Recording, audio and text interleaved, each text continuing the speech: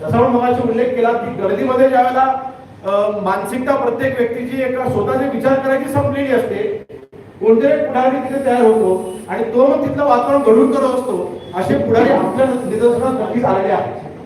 आपण त्यांचा बंदोबस्त करा, आपोआप सगळं वातावरण मिळेल. मोजके 4-5 लोक आहेत, जास्त लोक नाही. आणि म्हणून मला वाटतं आणि त्याला कोणालाही जसं मगाशी प्रत्येकाने उल्लेख केला, आज मी देखील आमदार आहे.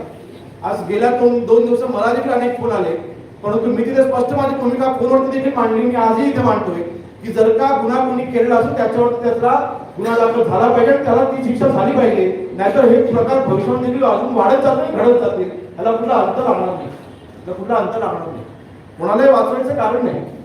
आणि मला वाटतं एखाद्या व्यक्तीच्या वागण्यामुळे जर का वातावरण गडबड होत असेल तर आपण जबाबदारीने वागलं पाहिजे.